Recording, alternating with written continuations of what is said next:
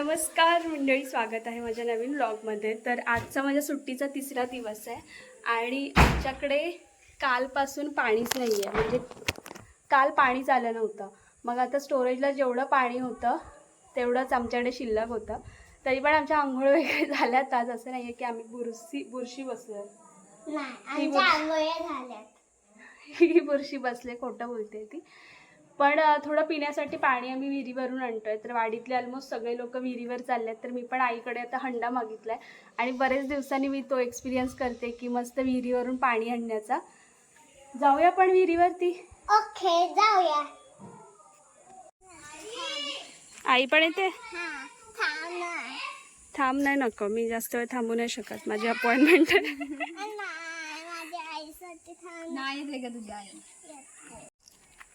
हंडा घेतलाय आणि आता हे चिंबोळ पण आहे। तू पण घेतेस ना? शायनिंग मारायला येतेस।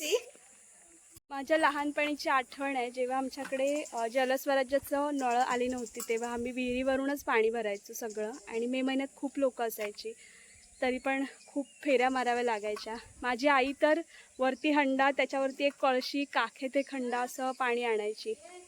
तर हे आहे आमचं घर आणि इकडून विहार आहे, विहाराच्या खालीच विहीर आहे आमची।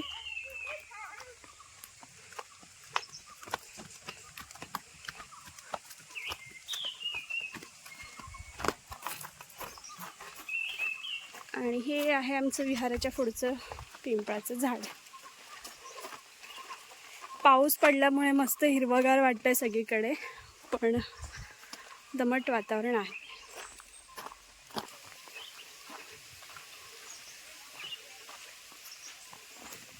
ही आहे आमची विहीर।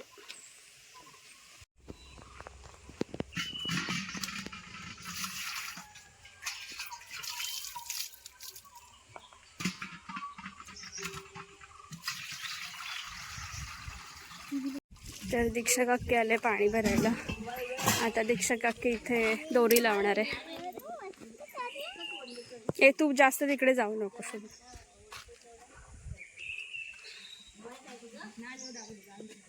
जाऊ नकोस तरी।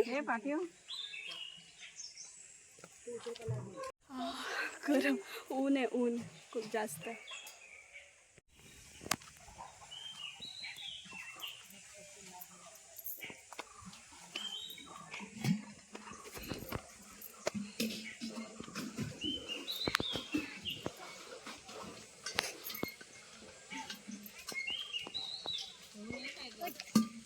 हे अन्वय, हा काय वेडा आहे काय?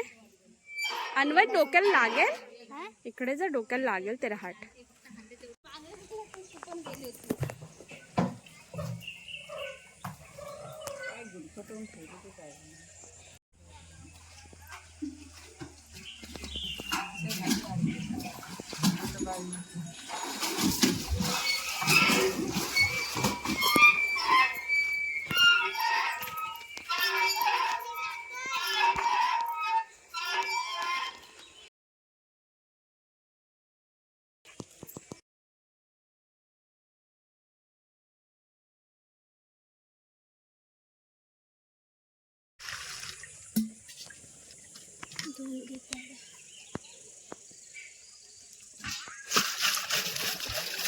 अश्विनी, पाणी कधी आणताय?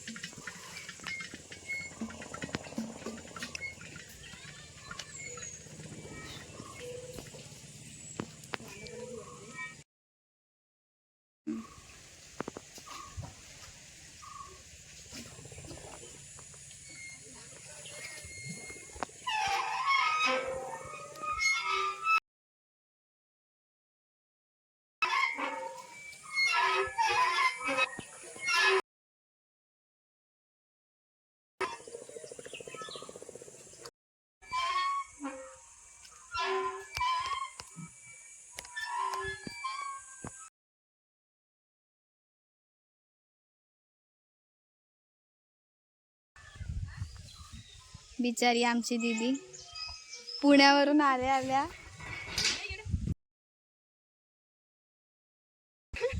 मावशी गेली की काय?